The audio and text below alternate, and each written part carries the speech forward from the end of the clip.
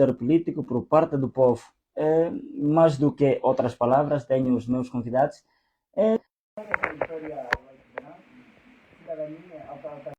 Cidadania, democracia participativa. Bom, como nota introdutória, eu teria sempre de fazer questão de sublinhar a minha visão entre o afro-otimismo e o afro-pessimismo, justamente ali no meio, porque continuamos cá e a tentar bater-nos por um país mais plural e democrático, mas infelizmente nós temos de constatar que todas essas boas intenções e todos esses temas que nós trazemos aqui e falamos neste espaço de forma aberta, mas infelizmente cada vez mais fechado no resto do país. Nós não temos uma democracia. Nós temos uma democracia de jure, mas não de facto. E não vai haver progresso democrático e progresso social enquanto nós não nos capacitarmos, que nós temos que dar esse passo de podermos eleger os nossos representantes locais. Infelizmente não parece ser uma realidade no horizonte breve, independentemente das várias lutas que muitas das pessoas aqui travaram. O Hitler aqui começou movimentos de vários no país inteiro e até inspirou movimentos fora de Angola para jovens pelas autarquias. Mas infelizmente esse passo importante deixou de ser uma prioridade nos discursos, mesmo nos discursos. É que antes os discursos diziam uma coisa e depois faziam outra. Mas agora os próprios discursos deixaram e começaram a omitir esse passo importante que nós temos para dar. Então, nós estamos ainda muito imberbes naquilo que é o caminho que temos de fazer. E, infelizmente é um caminho muito duro e muito espinhoso, e muitos estão a preferir formar movimentos para irem embora do país do que lutar por ele. Yeah. Triste, mas é verdade. Então, Muito, para mim a nota introdutória é um bocadinho depressiva, mas é isso. muito obrigado. Então, Hitler Samsuk, nota introdutória, autarquia, cidadania e democracia participativa. Lembra-te da próxima vez. Exato. Usar os dois microfones para o outro permitir, então, a nossa, exato, a nossa live. Ok, Certo. ok, obrigado pela palavra.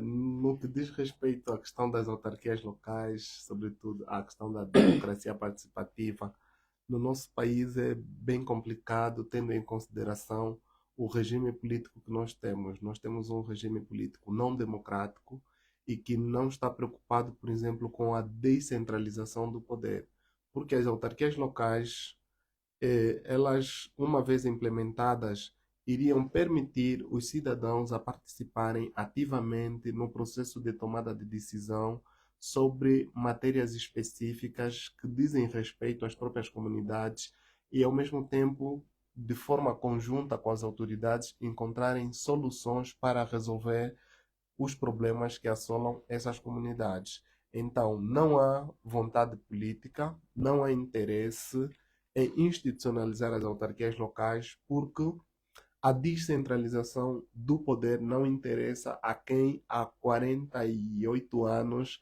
tem o poder concentrado em Luanda e determina, por exemplo, quando é que vai se criar uma estrada no Catiungo, em que momento é que deve se inaugurar um chafariz na Caala, não sei o quê. A partir de Luanda é que se toma decisões que afetam as pessoas que moram, por exemplo, na província do Ambo.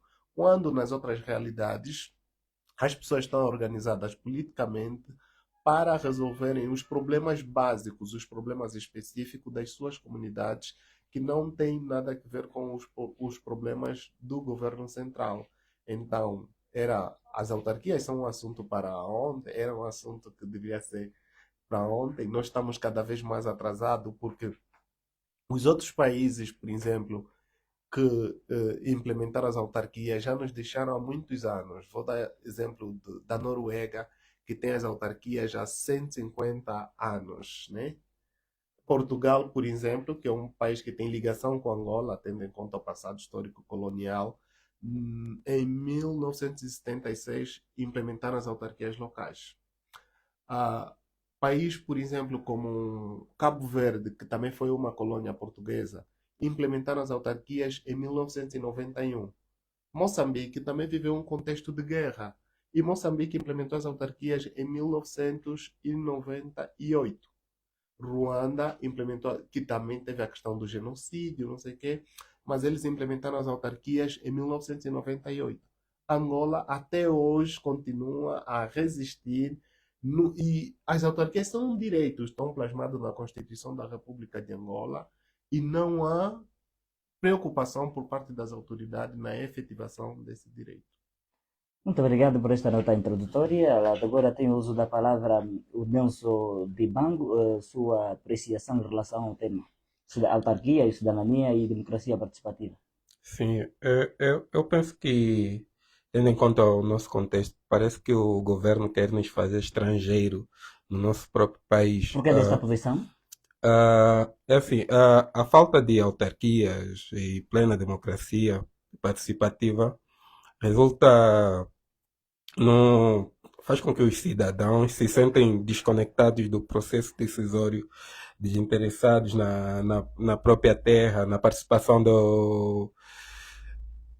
daquilo do que é público e aponta para isso aquilo que o Luato já apontou, os cidadãos já quererem sair fora, porque não estão diretamente ligados com os assuntos sociais do país.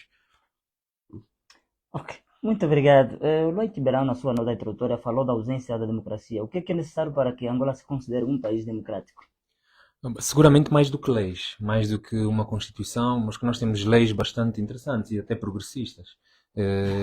E a Constituição não é de todo má.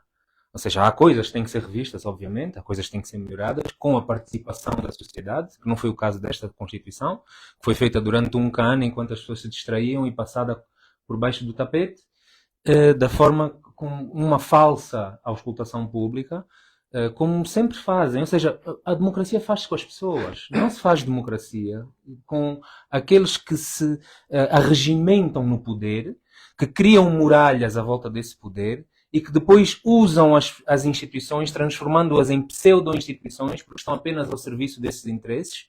Assim não se faz democracia. Nós temos as instituições, mas elas são vazias. São vazias porque as pessoas que são responsáveis pelo funcionamento dessas instituições estão completamente a comer na mão de quem manda. E enquanto não nos capacitarmos, que vai ser melhor fazermos o caminho juntos, falharmos juntos, e metermos de pé juntos e voltarmos a seguir outro caminho, a voltar a outras opções. Enquanto isso não for apreendido e absorvido por parte daquela classe dominante, que nem sequer governa, porque o governo, governar as pessoas implica promover a sua satisfação. Não é o que tem sido? Não. Eu não concordo, não acho que tenha sido de todo o caso. Não me parece, não é a leitura que eu faço a nível dos números estatísticos dos poucos que nós vamos produzindo e que nem somos nós que produzimos, a maior parte das vezes. Então, eu acho que é isso. Enquanto nós não tivermos a percepção de que podemos participar e errar juntos e podemos participar nesses processos decisórios e tomar conhecimento de tudo o que está a ser feito em nosso nome e ter uma palavra a dizer, nós não podemos falar de democracia. Não tem havido consideração por parte das ideias da população, não tem tido um impacto positivo naquilo que tem sido. Eu acho que essa pergunta é uma pergunta retórica, porque se me começarem a dar exemplos de coisas que tenham tido participação cidadã e tenham influenciado decisões significativas, o que nós conseguimos fazer com pressão é fazer o governo recuar. Bairro dos Ministérios, travaram o projeto. Mas isso não é assim, não tem que ser sempre no contencioso, na pancada. As coisas deviam ser, não haveria um projeto de Bairro dos Ministérios se não houvesse antes uma auscultação, se não houvesse antes uma conversa com a sociedade. E a noção de que isso tem de ser feito, mais uma vez a emulação do conceito democrático que o MPLA tanto aprendeu a fazer desde 91, é essa de, está aqui os documentos e as atas, o Hitler tem um livro com atas da auscultação que foi feita para a Constituição de 2010. Quem são as pessoas que estão presentes? Da polícia, do Ministério do Interior, do Exército. Não há cidadania nesse espaço. São tudo mentes controladas para fazer dar uma ideia, projetar a ideia de que há auscultação e de que se ouve o que as pessoas dizem. Nós conseguimos, pela primeira vez, domesticamente, em 2017 ou 2018, fazer com que se recuasse ou que se aumentasse 1% no orçamento da educação quando fomos chamados para aquele outro teatro na Assembleia Nacional em que a sociedade civil é chamada para opinar acerca da distribuição do OGE. E havia lá pessoas que estavam lá há décadas a repetir as mesmas coisas. Temos que investir mais na educação, temos que tirar mais daqui, temos que pôr mais ali. E era aquilo, entre ouvidos de mercador, entra aqui, sai ali. Mostrou-se, dá-se esse 1% a mais para dizer, ok, temos uma vitória, estamos a ouvir. Mas são migalhas. Isso não é a efetivação do espaço cívico e da auscultação da cidadania. E enquanto isso não acontecer, lamento muito, nós não temos uma democracia. Nós temos uma democracia tutelada e repressiva, onde as forças pretorianas são chamadas para reprimir sempre que alguém põe em causa alguma coisa que o poder queira fazer. E as consequências são essas: prisões extrajudiciais, execuções extrajudiciais. Nós temos problemas de base graves que nós não estamos a endereçar. E não é que as autarquias vão ser a panaceia para tudo, não vão ser a solução mágica, mas é mais um passo para esta noção de que temos que nos democratizar. E os pretextos que sempre se usam, Hitler disse muito bem, então, vários países passaram por fases traumáticas e de guerra. Esses pretextos continuam a usar hoje, mais de 20 anos depois, não podem continuar a colher. Nós temos que ser um bocadinho mais vigorosos e um bocadinho mais exigentes com a nossa classe dirigente, a nossa elite dominante. Muito obrigado. Antes que o Ítalo tome a palavra, saúdo cordialmente o G. de Freitas. Bom dia e seja bem-vindo. Bom dia, Diamantino Sanguev. Bom dia aos meus distintos colegas de painel, que são também visitas. Bom dia aos ouvintes da Rádio Eclésia One. Muito obrigado. Uma nota introdutória: autarquia, cidadania e democracia participativa. Bem, peço desde já desculpa pelo ligeiro atraso, situações de ordem familiar levaram-me a isto. Dizer aqui que, primeiro, uma nota que recebi dos fazedores de cultura no programa passado, não é? Quando o Luato diz que este teatro, eu quando disse isso no programa passado, os homens do teatro disseram para não chamarem de teatro que a governação faz, porque teatro é uma coisa responsável, sentiram-se tocados, arranjem lá outro nome para o que eles costumam fazer, mas por favor não chamem de teatro, respeitem a nossa arte, eles fazem qualquer coisa, mas não é teatro. Teatro nós fazemos com responsabilidade, passamos uma boa mensagem às pessoas que nos acompanham.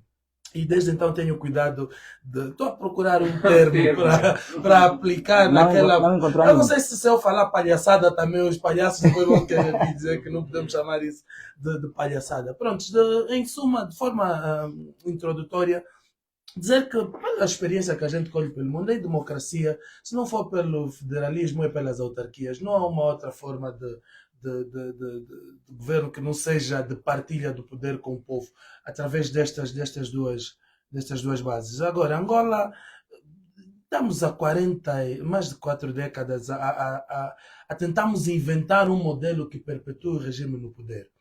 E esse modelo, infelizmente, tem sido ao custo da realização dos desejos do povo. Ou seja, durante um tempo tivemos a monopartidarização, um partido-Estado, depois alcançamos a democracia em 91, 92, uma democracia que nós também reconhecemos, não era de partido único para uma democracia já maturada, era preciso maturar essa democracia, entendemos isso, mas só que na maturação da democracia é preciso seguir os exemplos daqueles que trilharam os caminhos antes de nós. O problema é que nós não queremos seguir os exemplos daqueles que trilharam o caminho antes de nós. Queremos inventar qualquer coisa que se ajuste ao projeto que o regime tem. E atenção que o projeto que o regime tem não é um projeto de governação, é um projeto de poder. Porque eu vos garanto que se as autarquias fossem a ver aos olhos dele alguma coisa que os perpetuasse no poder, já estariam implementadas há muito tempo. O problema é que as autarquias é benéfico para o povo, porque serão eles a discutirem e a proporem soluções para os seus próprios problemas. E eles não querem isso. Querem algo que lhes perpetue no poder. Sendo assim, não vêem nas autarquias, no modelo autárquico tradicional, pelo menos, uma forma de governo apetecível para eles, daí que vão atrasando o máximo possível. E claro, só vão atrasar, não vão impedir, mais cedo ou mais tarde isso vai acontecer. Mas nós estamos a ver as manobras por trás de tudo isso. Nota-se logo que eles querem um modelo de autarquias que seja outro garante da continuidade de poder. Estamos aqui a ver uma discussão de uma possível autarquia com uma figura de um autarca e de um administrador. que não sei como é que será essa partilha de poder. Estamos a ver uma autarquia que será de forma gradual. Não entendo muito bem isso, esse gradualismo territorial que eles pretendem implementar. Estamos a ver uma autarquia, um modelo autárquico em que com 164 municípios já propusemos já propuseram eles, né, que fosse gradual. Agora com 300 não sei como é que vai ser. Eu vi triste no ano passado ver a Daves a dizer que estão a ensaiar um modelo de funcionalismo econômico nas autarquias. Eu não sei, eu já disse aqui nesse espaço de rádio. Num grupo da igreja, estou a falar numa rádio da igreja, vou usar esse exemplo que talvez a maior parte do nosso público ouvinte entenda. Num grupo da igreja, num grupo religioso, coral, ensaia quem vai cantar. Eu não entendo porque é que o Ministério das Finanças, a nível central, que ensaia o modelo econômico autárquico, se não são eles que vão implementar. Quem vai implementar o modelo na sua autarquia é o autarca. Então quem deve ensaiar o modelo é o autarca. Não pode ser a ministra das Finanças a ensaiar o modelo econômico, o modelo financeiro que vai aplicar nas autarquias. É um claro sinal de que eles querem ter, até nas autarquias, será um modelo completamente controlado a nível central. É todo esse ensaio que estão a fazer. E quando o ensaio tiver feito, eles conseguirem confirmar que, pronto, agora podemos implementar as autarquias, que nós não vamos perder a nossa influência nesses territórios, aí sim as autarquias vão avançar e aí de nós, infelizmente, porque não será um modelo viável. Pronto, não me vou alongar, só uma nota introdutória quanto a isso. Muito obrigado, G. de Freitas, Hitler, ativista cívico. O que é necessário para que haja democracia no país e que as autarquias sejam facto? O que é necessário para termos um país democrático? Algumas coisas já estão na Constituição, tal como disse o Luat, né? Nós precisamos de ter um Estado democrático de direito de facto, não é aquilo que nós temos atualmente. Vou lhe fazer lembrar que o ex-juiz presidente do Tribunal Constitucional, ao afastar-se do cargo, ele disse que nós estamos perante um suicídio do Estado democrático de direito, né? Que é o Manuel Aragão. Então isso já é uma demonstração de que nós não temos democracia. Quando uma pessoa que tem essa responsabilidade jurídica para o país e vem ao público assumir que nós estamos perante um suicídio do Estado Democrático de Direito. E também acompanhamos, por exemplo, o Congresso dos Juristas, né, dos Advogados, que também houve uma sessão de intervenção na qual muitos juristas renomados da nossa praça que chegaram à conclusão que nós estamos num Estado que não é democrático e de direito. Este é um elemento. O outro, muito importante, é mesmo a questão da descentralização do poder. Não existe no mundo um único país que seja democrático e que não tenha as autarquias locais. Aqui, por exemplo, na África Austral, o único país que não tem autarquias é Angola. Nos Palopes, os únicos países que não têm autarquias são Guiné-Bissau e Angola. Em África são poucos os países. Até a própria China, por exemplo, que tem um modelo autoritário, existem formas próprias de eleger alguns representantes a nível das suas comunidades. Há essa necessidade. A Cuba, por exemplo, é visto como um país de ditadura, mas certas figuras que representam os interesses a nível local são eleitos pelas comunidades. Nós em Angola nós não temos isso. Outro elemento fundamental para a democracia é a prestação de contas. Nós temos um presidente que usa e abusa do dinheiro público e não presta contas. E não há transparência na gestão desses valores. Por exemplo, ele vai para Seychelles e nós não sabemos se foi com dinheiro dele ou se foi com dinheiro do Estado. Nós precisamos saber, até pelo menos ter uma noçãozinha de quanto é que foi gasto para essa viagem. Aí ele está a ser transparente. E a forma como foi gasto esse dinheiro vai demonstrar a transparência na gestão dos fundos públicos. E nós temos acompanhado o presidente viaja, faz o que bem entender com fundos públicos, envolvendo os seus familiares, seus seguranças, seja que é meramente, ou seja, é algo bem complicado. Outros elementos estão relacionados, por exemplo, com a questão da liberdade de expressão. Em Angola, falar da democracia é bem complicado, porque a forma como as pessoas se sentem livres em Luanda, à medida que você vai andando pelo país, você vai perceber que quanto mais você sai de Luanda, mais as pessoas são oprimidas. Em Luanda, um pouco Encontrou esta mais. realidade da província do Ambo? Sim, muito acentuada na província do Ambo. Quantas rádios nós temos na província do Ambo? Quantos jornais privados nós temos a circular na província do Ambo?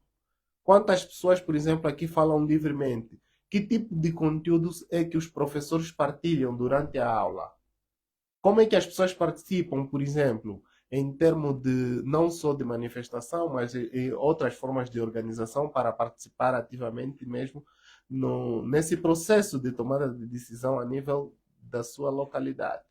E uma das coisas que afeta é uma província como Ambo, há por parte das autoridades um investimento brutal no âmbito da segurança do Estado, né? Naquele controle, tipo, investe muito nos bofias aqui. Aqui há muito mais bofias até do que se calhar em Luanda. E o mais agravante é, aqui as pessoas conhecem-se uma das outras. Em Luanda, por exemplo, o ativista que vai numa manifestação, ele já está a sair de um município para outro. O polícia que está lá para lhe prender também veio de um outro município. O teu colega ativista que foi contigo na manifestação também veio do outro município. Vocês aqui vivem um pouco muito mais centralizado. São as pessoas que moram aqui na cidade que estão a fazer tudo. Então, a polícia sabe onde você está, não sei lá, e tudo isso cria-se aqui um ambiente próprio, uma atmosfera de medo, um ambiente de terror, não sei o que não permite com que as pessoas sintam-se assim, tipo, vontade de expressar aquilo que lhe vem na alma, né? Se assim podemos dizer. Mas também alguns elementos que eu tenho a destacar têm que ver com que, ou seja, mesmo no processo das eleições, as preocupações as preocupações, por exemplo, do pessoal que mora em Luanda, podem não ser as preocupações do pessoal daqui do Ambo. Por exemplo, se dizer, por exemplo, que a Isabel dos Santos roubou fundos públicos, em Luanda pode ter um certo impacto, porque as pessoas conhecem muito bem ela. Aqui, se você passar em certas aldeias a falar que a Isabel roubou, não conhece quem é a Isabel, não sabe quem. E é porque o direito da informação aqui é mesmo. Se em Luanda já é problema, imaginemos, por exemplo, fora de Luanda. Estamos a dar exemplo do Ambo, que, conforme o Lote disse, que é a futura capital, né? Mas o Ambo é um pouquinho mais desenvolvido. Se nós irmos para o Cunene, as coisas são muito mais agravantes. Se nós irmos para o Mochico, se nós irmos para o Namibe, é muito mais agravante.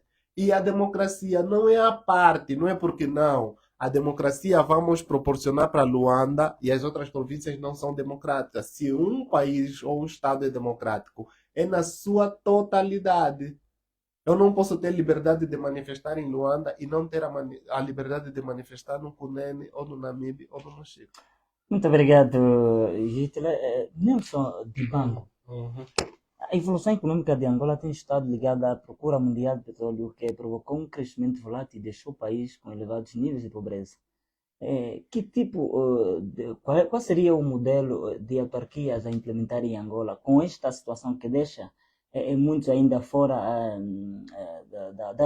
da realidade normal e de uma pobreza fora, ou como é que diria? E existem localidades em que o desenvolvimento, se calhar, não.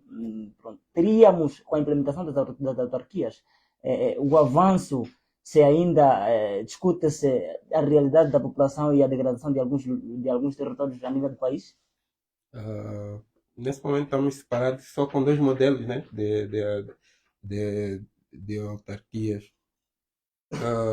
Mas eu acredito que qualquer modelo, de princípio, qualquer modelo serviria. Assim, de princípio, qualquer modelo serviria desde que tivesse uma progressão, uma intenção de progressão assim, para abranger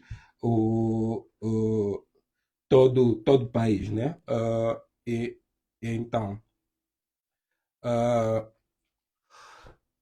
nesse caso, o modelo, eu não consigo. Alguém mesmo. Exato. Já é de Freitas. Exato. O Hitler pede para intervir. Exato. Registra-se vários territórios degradados a nível da província do Ambo e com o estado atual, o estado econômico do país, seria possível? Qual seria o modelo a implementar para que haja desenvolvimento, haja um avanço por parte das localidades e a vida, e que se melhore a vida da população? Tal como disse o Luati, né? As autarquias não são uma panaceia para resolver já todos os problemas. A forma como cada presidente da autarquia vai resolver os problemas no seu município vai depender muito da sua criatividade, primeiro na capacidade de arrecadação de receitas, não sei o que, tudo isso. E com base na sua criatividade, ele vai procurar resolver os problemas do seu município. Aqui a diferença é que ele não vai... Por exemplo, atualmente nós temos um orçamento que é distribuído para os municípios. A pessoa vai fazer as despesas de acordo com o orçamento que tem. Já nas autarquias, você tem que ser, por exemplo, a própria lei diz que temos o direito de... Ou seja, as autarquias permitem a questão da geminação. Imaginemos, por exemplo, que aqui na província do Ambo há um município que se parece com o município de Portugal, ou do Brasil, ou dos Estados Unidos. A lei das autarquias dá essa oportunidade, por exemplo, de se criar cooperação entre dois municípios. E pode-se criar trocas de experiências, pode-se envolver, por exemplo, pessoas que vivem num outro país para ajudar no desenvolvimento, por exemplo, da comunidade em termos de formação, capacitação, tudo isso. Então, isto também já é um dos modelos que vai ser viável, por exemplo, para o desenvolvimento a nível das comunidades. Eu queria só acrescentar uma coisa. Nós não temos que reinventar a roda cada vez.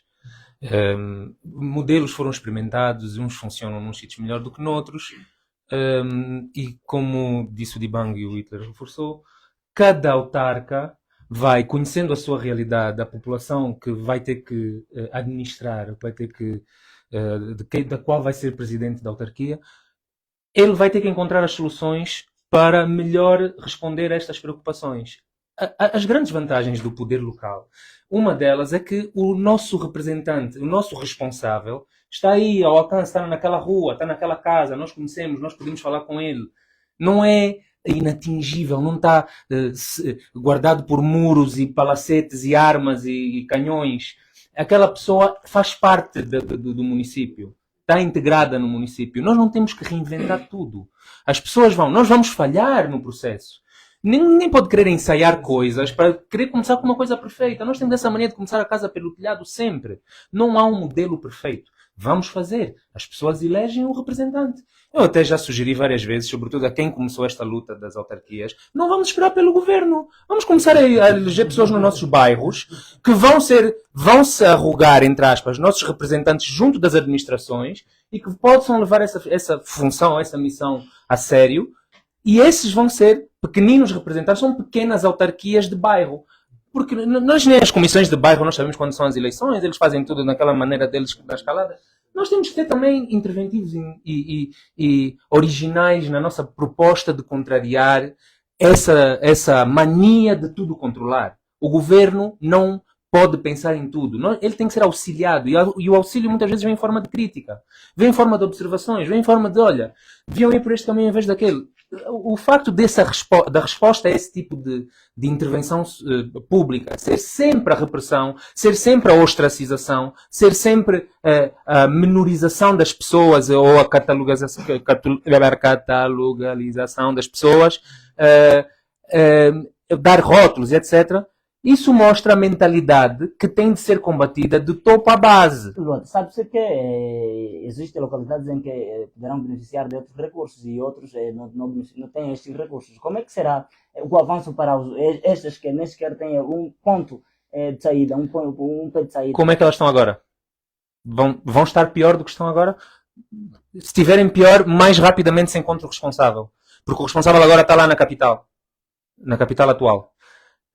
E quando estiverem em autarquias locais, o responsável vai ser imediato, o responsável imediato é aquele que está ali, que eles escolheram. E ele vai poder ser responsabilizado muito mais facilmente. Então, eu não vejo como é que eles podem ficar em pior situação do que estão no Curoca, no Virei. Não vejo como é que pode ser na Bibala, não vejo. Mas ainda que haja essas dificuldades, nenhum país é uniforme a nível. Não há municípios que sejam de todos iguais a nível de capacidade financeira, capacidade de gerar receita, capacidade. E o muito provável de acontecer é que municípios que se deem melhor acabem por atrair e provocar migrações internas. Mas isso é assim agora também. As pessoas estão a migrar para Luanda. Quando chegam a Luanda, batem na rocha, começam a procurar maneiras de emigrar para fora de Angola. Né? Portanto, emigrar tinha que ser para fora de Angola. Então, vou passar já. Exato. O orçamento, de acordo com a lei, o orçamento geral do Estado é unitário. Exato. Se forem implementadas as autarquias locais, nós continuaremos a ter, por exemplo, verbas que vão ser aprovadas na Constituição para esses municípios. Exato. Agora, os autarcas, conforme já estávamos aqui a dizer, vão ter essa capacidade criativa de encontrar formas alternativas de arrecadação de receitas. Isso, por exemplo, em Luanda, onde estava a conversar com o Luati, já tem estado a acontecer. Alguns administradores conseguem arrecadar as receitas a partir dos grandes mercados, como o Piccolo, a Praça do 30, não sei o quê. E esse dinheiro não vai para a conta única do Tesouro. Esse dinheiro é gerido pelo administrador.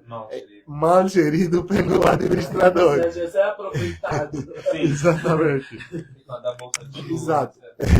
E o que acontece? Uma vez implementadas as autarquias, o que nós vamos ter é autonomia financeira. A forma como o autarca vai gerir os fundos públicos é de forma autônoma. Aquele dinheiro que o Estado vai lhe dar. Porque atualmente o governador, os administradores recebem dinheiro, mas a gestão depende sempre do governo central. O governo central é quem dita ou define, determina quais são as prioridades num determinado município. Nós acompanhamos o PIB, né? Programa Integrado de Intervenção nos Municípios. Não foi o povo a sugerir ao governo que nós queremos um chafariz, queremos um jardim, não sei o quê. Não, o próprio governo é que achou. No Lumbalanguembo, eles precisam de jardim.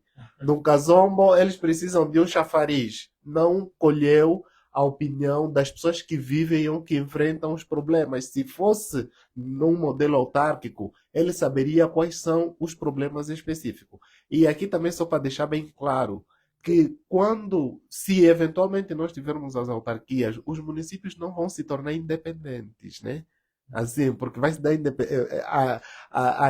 vai se dar a impressão de que, por exemplo, os do sonho dizem: olha, nós vamos ser muito ricos porque nós vamos ter o controle do petróleo. Eu não sei o que, os do Lubito dizem: nós vamos ter. Não, existem empresas que são estratégicas que continuarão a depender das orientações do governo central. Porque a responsabilidade do autarca é resolver os problemas específicos à luz da relação que tem com os seus vizinhos. Os vizinhos vão lhe ajudar a resolver o problema do lixo, Exato. saneamento básico, não sei o que, por aí fora. Muito obrigado, Jerry Freitas. Exato. Sim, eu era mesmo nessa senda, né? Quando pergunta sobre municípios sem recursos, o problema é que nós caímos numa forma de Estado que para nós recursos é o que está no subsolo. Nos acostumamos assim. Essa economia petrodependente que o governo não consegue se desfazer, infelizmente desceu até a mentalidade das pessoas. Quando se diz que o município não tem recursos, pensa-se logo em petróleo e diamante. E para nós é esses recursos que os municípios não têm. O principal recurso para desenvolvimento de uma localidade é o seu povo, são as pessoas, porque são as pessoas que geram riqueza. O diamante, se estiver ali e ninguém explorar, não é riqueza. Então, as pessoas é o principal recurso. O segundo principal recurso são os solos. Porque antes de você explorar o subsolo, você explora o solo. Nós temos no Longonjo a atenção do mundo hoje porque se descobriu terras raras, supostamente, porque há ali minérios que a indústria espacial e outras para a nova tecnologia se usa. Hoje o Longonjo é o centro das atenções porque se descobriu esse tipo de recurso. Mas por quanto tempo é que não se descobriu que o Longonjo está cheio de terras férteis para a agricultura? Por quanto tempo é que nós não pensamos nisso, não olhamos para o Longonjo para isso?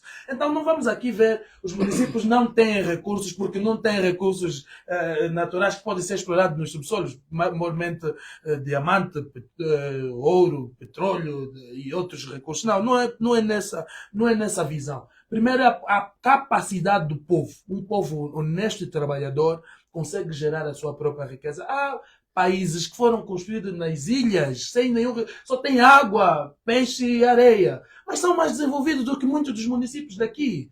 Não tem nem 1 litro de petróleo sequer no seu subsolo. 1 litro, estou a falar já do petróleo transformado. Mas pronto, outro ponto que eu queria dizer aqui é a questão do controle do Estado. E o Hitler ainda bem já me antecipou. É normal que o governo a nível central continue a controlar os territórios, mesmo na aplicação das autarquias. A autonomia não vai ser total. O sonho acha que todo o petróleo dele vai gerir. Não. Porque as responsabilidades maiores vão ser cobradas ao Estado ainda assim. A autarca vai caber, e o Hitler disse muito bem nisso, a autarca vai caber aquela responsabilidade do seu foro. Mas as maiores serão continuamente cobradas ao Estado, porque, imaginemos, o centro de hemodiálise, convenhamos, um autarca não consegue fazer isso em menos de 10 anos. Só o equipamento que aí vai estar avaliado em milhões e milhões de dólares. Ainda haverá aquelas obras de âmbito central com impacto local. Agora, há aqui 2 pontos que nós precisamos desconstruir, que o Estado traz para atrasar as autarquias. O primeiro é a questão do gradualismo, onde invoca o não desenvolvimento de alguns municípios para impedi-los de serem autarquias. Luat disse muito bem. Não desenvolvimento do município por culpa de quem? De alguém que está em Luanda. Se o modelo centralizado é que fez com que durante 4 décadas esses municípios não desenvolvessem, é razão mais do que bastante para experimentarmos um modelo descentralizado, porque eles invocam como razão de não serem autarquias. São razões bastante, é só fazer o sentido inverso, para que esses municípios sejam mesmo autarquias. Porque se o Curoca, o Virei, o Dirico, Nancova, o Mungo não desenvolveram durante 4 décadas de modelo centralizado, vamos tentar 1 década de modelo não centralizado, e aqui nós queremos reforçar que um ou outro poderá não desenvolver de facto. É assim em toda a parte do mundo. As autarquias, por exemplo, a um ponto, há autarquias que nascem, há autarquias que extinguem-se por conta disso mesmo. E não será diferente em Angola, porque depois falar, olha, estás a ver, queriam tantas autarquias, não estão a aguentar. No mundo todo é assim, há autarquias que extinguem-se por conta muito. Um dos fatores da extinção de algumas autarquias é mesmo o êxodo rural. As pessoas saem do município para outro mais desenvolvido, porque lá têm melhores condições de vida. Mas isso também passa muito pela visão estratégica do autarca de cada município, porque essa relação que foi aqui citada, e faltou só também falar que há a possibilidade do autarca buscar até investimento externo.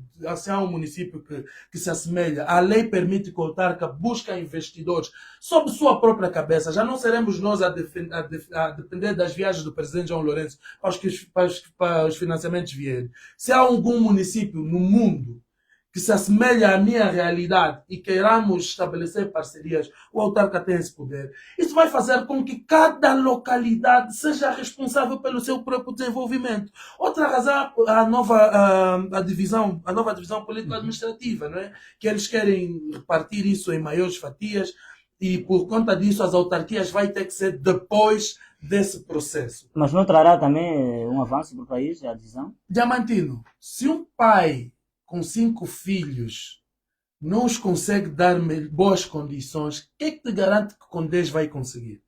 A proximidade que o presidente fala, né? Há municípios muito distantes do poder. O poder é que está distante dos municípios. É só isso que nós... Aqui é só a questão de inverter. O presidente diz que não há municípios que têm que levar 2 dias para chegar. Quem? Porque ele está olhando a partir da geografia de Luanda. Mas o presidente não conhece... Não, o problema é esse. O presidente quer desenhar o mosaico angolano a partir da cidade alta em Luanda, onde ele está. Por isso acha que Dirico é distante. É distante para ele, porque ele acha que é o poder e está longe do Dirico. Se o Dirico ser poder por si só, estará longe de quem? Se são os próprios municípios do Dirico a resolver o seu problema. Não estará distante. Esse aqui é o grande problema. A gente quer pensar Angola a partir da cidade alta de Luanda. Isso não vai funcionar. Essa nova divisão político-administrativa é mesmo só para se implementar as autarquias, ter maior controle. Porque, convenhamos, se as autarquias fossem hoje, a exemplo de Luanda, provavelmente o MPLA ganharia só Kisama. Essa que é a grande realidade. Os resultados eleitorais estão lá e o Mudei fez um grande trabalho nisso. O MPLA ganharia só Kisama. Então o que é preciso? para manter o controle territorial, fazer nascer novos municípios que não vão às autarquias, não vão a autarquias, vão ter a figura do administrador. Depois, como eles controlam uma economia super centrada, financiam mais onde tem o administrador e menos onde tem o autarca, principalmente naquelas autarquias onde não são eles que ganharam, para começar a vos provar que afinal autarquias fizeram tanto barulho, mas isso não funciona. Vamos ter um sistema tão viciado que vamos fazer as pessoas querer pensar que autarquias foi um passo apressado que nós demos. Nunca vai ser uma medida apressada das autarquias. Aliás, peca por tardio. E um dos exemplos mais cabais que a gente pode ter é Cabo Verde. E talvez o Hitler, como está a estudar disso, pode dar exemplos mais cabais. Mas Cabo Verde, em tão pouco tempo que se implementou as autarquias, até no futebol, melhorou, está melhor do que Angola, até no futebol, e está a decorrer o canto, para não serem minhas palavras, acompanhe os resultados. Muito obrigado, Gier. Queria só Exato. rematar aqui. Acho que ficou assim algumas questões.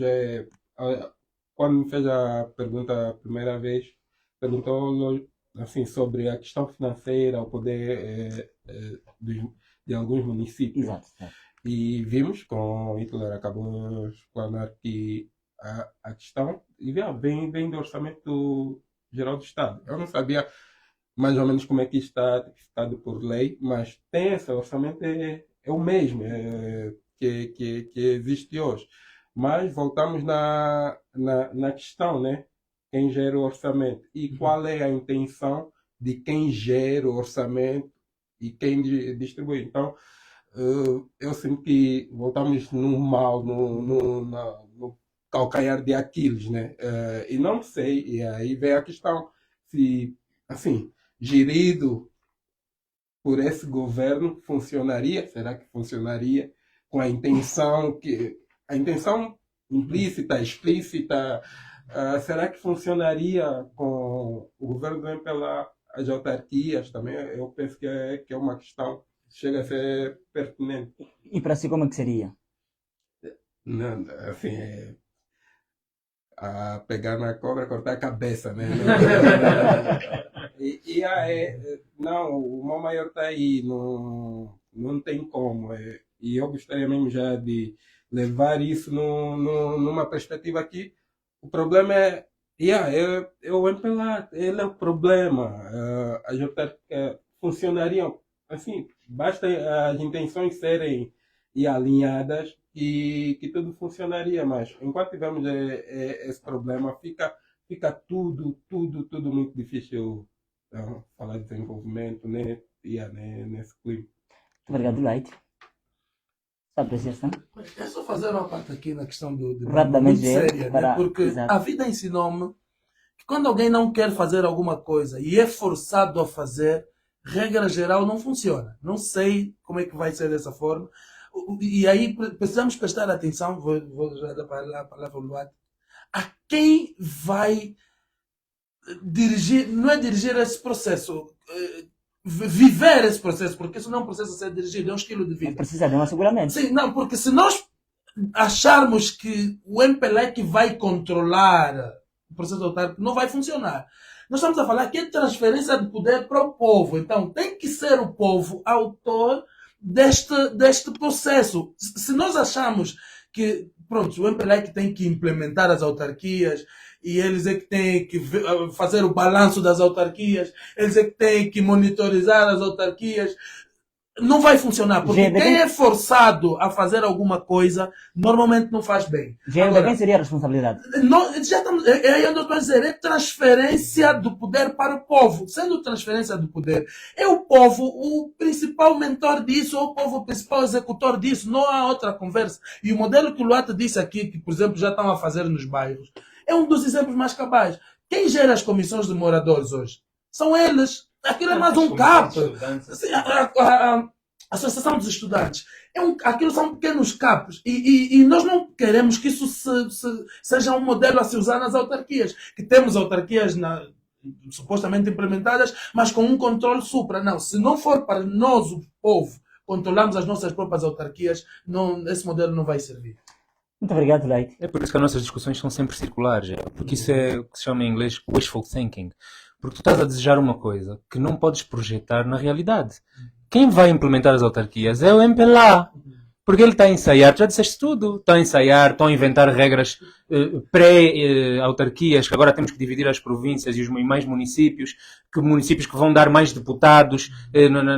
E nós temos provas desde várias décadas atrás que eles não têm a mínima intenção, nem concebem a partilha do poder. Então tudo o que eles fazem é pensando em como fazer as coisas que são exigidas para parecerem democráticos sem perderem. Então, o que tu estás a dizer é uma impossibilidade prática. Não vai acontecer. O que o Dibango disse é o que nós temos que começar a discutir mais seriamente. Porque não vai haver democracia enquanto essa clique de salteadores de poder, porque é isso que eles são. Nós não temos provas rotundas de nenhuma vitória eleitoral do MPLA. Nós nunca tivemos um processo transparente. Nós nunca tivemos um processo que possamos dizer, ok, ganhou o melhor, ganhou aquele que foi mais escolhido, temos que aceitar, é assim, a maioria escolheu. Não temos isso até hoje. E não temos porque eles não querem. Porque eles rasgam atas, porque eles rasuram atas, porque eles não afixam atas, porque eles não contam resultados, porque eles têm resultados cozinhados. E vai ser assim sempre. O que o MPLA vai fazer, quando finalmente disser, ok, vamos tanto insistir, vamos lá para as autarquias, vai ser isso que tu acabaste de dizer. Estão a ser forçados. Então o que eles estão a desenhar e a ensaiar é como fazer falhar as autarquias naqueles municípios em que eles não têm poder, não têm influência. E é isso que vai acontecer. Não estás a fazer aqui uma coisa premonitório de Nostradamus. É isso que vai acontecer, porque nós conhecemos, está na gênese deles, está no percurso deles, está na história deles, e só não lê quem quer. Quem não quer, aliás. Então, infelizmente, de forma muito crua, que o Dibango disse, é o que tem que acontecer.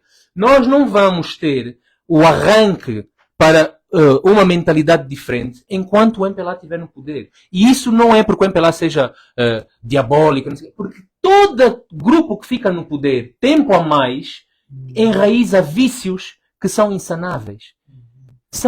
Nós não tem como vir agora um Tomás Sankara dentro do MPLA e vir com ideias de não, vamos tirar agora os carros, não há mais carros para os deputados, vamos dar o exemplo a partir de cima, vamos voar em classe econômica. Não vai ter isso, não vai acontecer. Não vai acontecer, podemos tirar o cavalinho da chuva. Right. O MPLA é o partido no poder e falou pronto, É o partido que assaltou o poder. Exato. Não pode acompanhar nem gerir este processo. Como é que será a sua implementação? Não, a implementação vai ser como eles quiserem.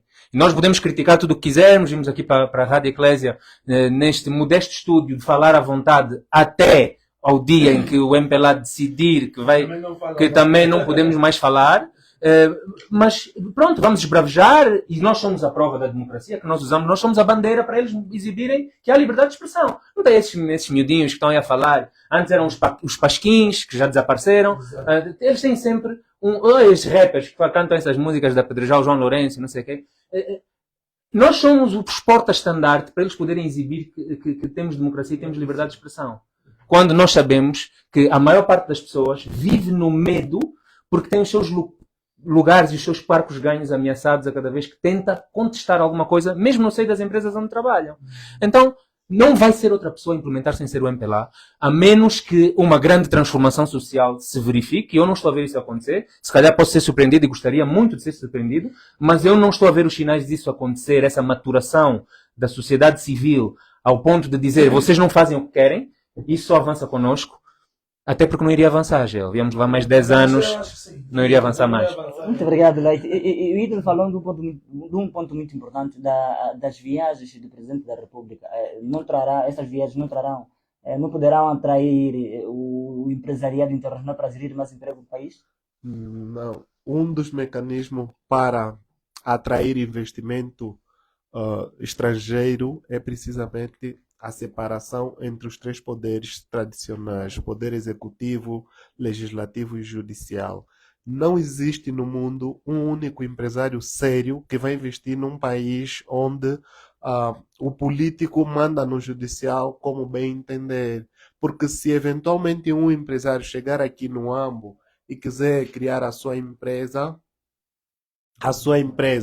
e alguém aqui no AMBO que vai ser o seu sócio, que se tiver um problema, essa pessoa tem a capacidade de influenciar o juiz e ele vai perder o seu dinheiro. Os empresários sérios não vêm investir em Angola. A maior parte dos empresários que nós temos a investir em Angola são pessoas que vêm do Líbano, são pessoas que vêm da Eritreia, são pessoas que vêm de alguns países E estes não são árabes, da sérios, não são China. empresários sérios? Não, e Ok. em muitos casos até são mafiosos nos países onde eles saíram, como é o caso do Sampan, que era um mafioso chinês. Esses eritreus que estão aqui, é por isso que depois nós tivemos caso de acusação das divisas de que o dinheiro que saía de Angola era para financiar o Hezbollah, né? Essas acusações é porque os empresários que vêm aqui são aqueles empresários que fora que vê aqui um terreno fértil, as leis aqui não funcionam, muitas vezes até as leis funcionam, né?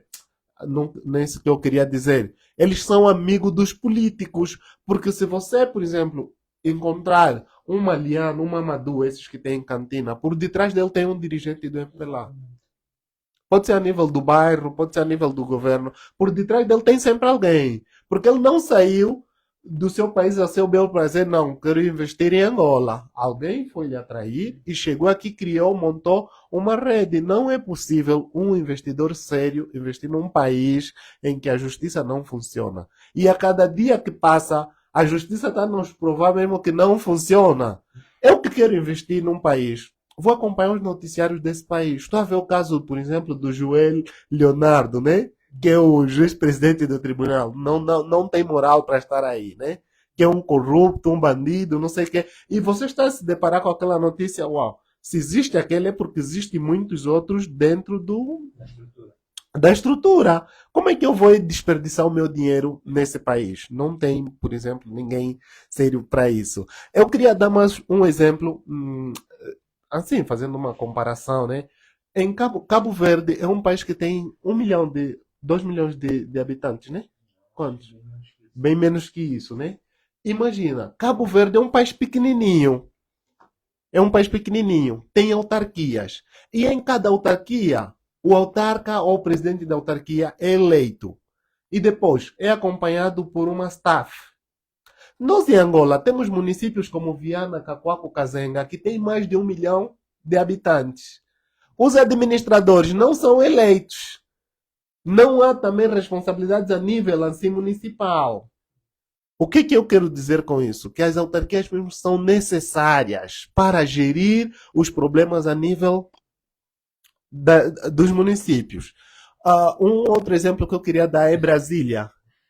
Antes de Nem passar chega por a 1 exemplo, milhão. é isso, não chega nem a 600 mil. 500 Nem chega a 600 mil. E agora você vai fazer aqui uma divisão, né? Vai fazer uma divisão. Em cada município, quantas pessoas estão? E cada agrupamento é gerido por um autarca que foi eleito por essa população. Já em Angola, em Viana, você tem um administrador que administra mais de 2 milhões de pessoas e ele não foi eleito pela comunidade ou pela população. Não tem nenhuma ligação, nenhuma proximidade com essa pessoa. E as autarquias vão ter órgãos próprios. Além desse órgão, vai ter uma assembleia municipal. Nessa assembleia é onde vão ser aprovadas as deliberações, não sei o quê. E o autarca vai prestar contas aí. O administrador não tem isso. Ele presta contas no comitê central do seu partido. Estás a ver? Essa é mais uma necessidade para vermos o quão as autarquias é importante. E só o último exemplo que eu queria dar é... Está na hora do... Certo, Exato. Brasília, que é a capital do Brasil, é das cidades mais pequenas. E eles não tiveram oportunidade de criar autarquias em Brasília. Existem autarquias em todos os estados, menos em Brasília. Mas ainda assim, os administradores são eleitos pela população. Eles não consideram autarquias, mas eles elegem os administradores. Muito obrigado, Ítalo. Então, 2 minutos, e vamos então chamar os nossos ouvintes, 923-85-0808, está a linha aberta, chamado ouvinte. Hoje é 18 de janeiro, ano 2024, autarquia, cidadania e democracia participativa. É o tema que está sendo abordado aqui. São convidados para esta edição, o Luati Beirão, o Hitler, Gélio Freire nos comentários, como de sempre, e o nosso ilustre de banco, 923-85-0808. Por também seguir através das redes sociais, na página Mudei. Alô, bom dia. Bom dia.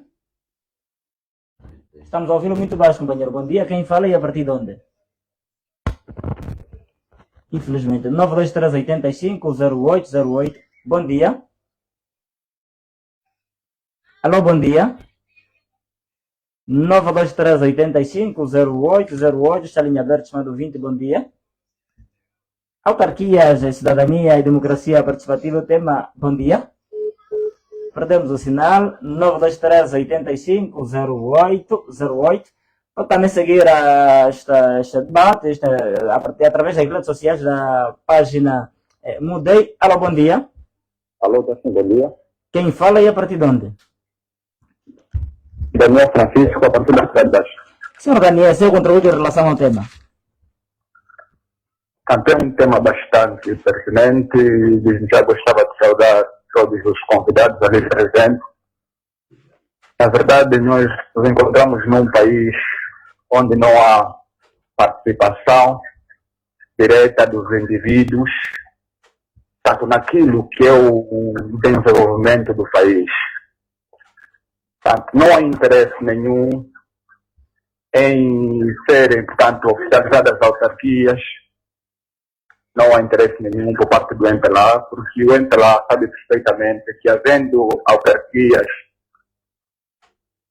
perderia, e diga-se a bom da verdade, que havendo tanto eleições autárquicas mesmo amanhã, o MPLA perderia em grande parte dos pontos onde poderia se implementar as autarquias. Entretanto, nós estamos sendo governados por um partido que, em função do tempo em que se encontra no poder, criou vícios, criou ramificações e, por conta disso, todas as políticas que são gizadas por eles têm como fim último, portanto, aquilo que é satisfação dos seus interesses, dos seus próprios interesses. Mas é como eu costumo sempre a dizer, o MPLA, neste momento, vê-se como um grupo de jogadores e o povo a bola. Portanto, vão chutando de um lugar para o outro. Mas não podemos esquecer que haverá um momento em que a bola poderá furar. A bola poderá furar e, nessa altura, o jogo poderá terminar. Portanto,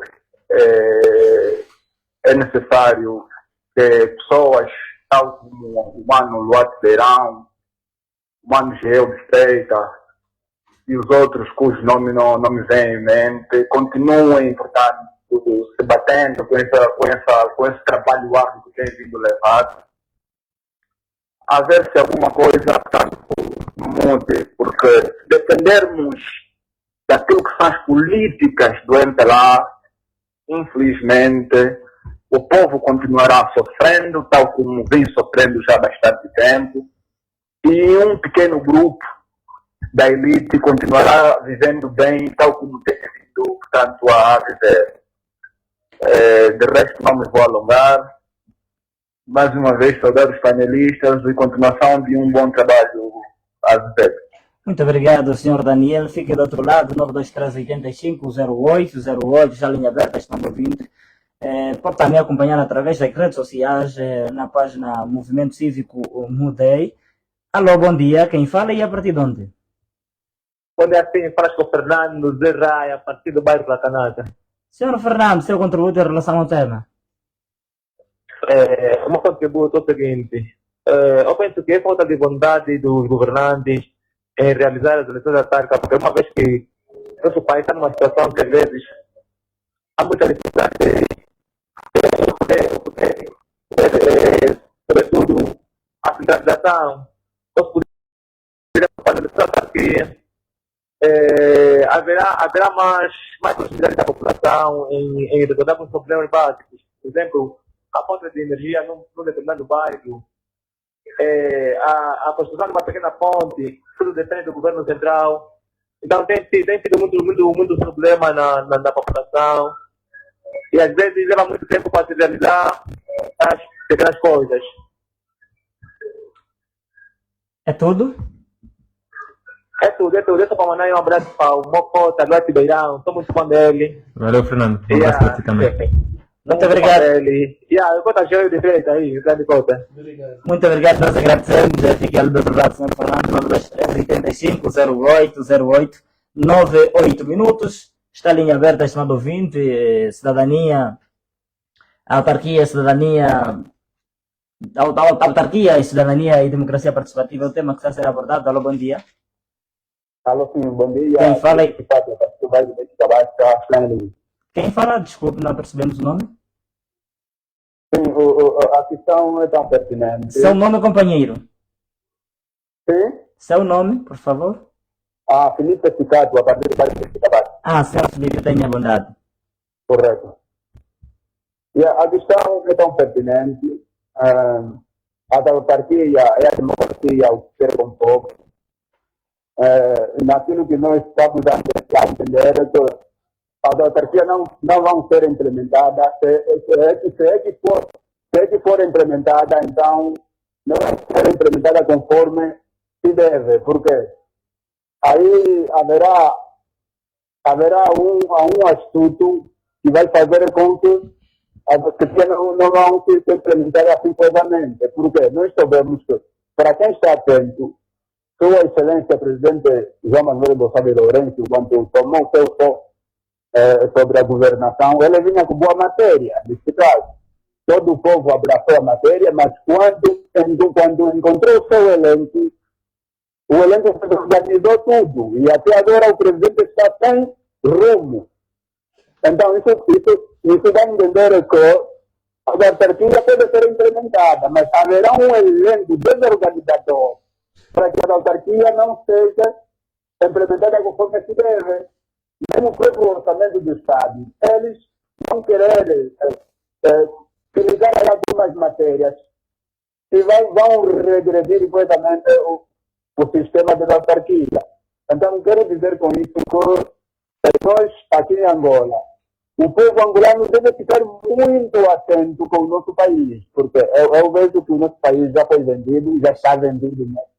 Se a gente não lutarmos, não sei onde a gente vai parar. Eu penso que aqui os ativistas, os que estão aí no painel, temos que ter força mesmo e coragem de defender o nosso país. Principalmente o bom abraço aí para o senhor Isaías de Freitas. Eu sou mesmo fã dele.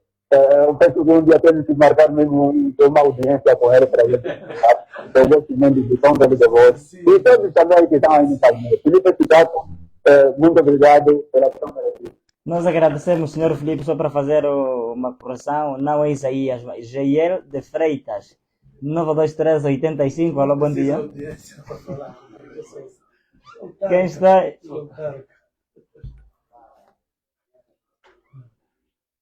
Muito obrigado, companheiro.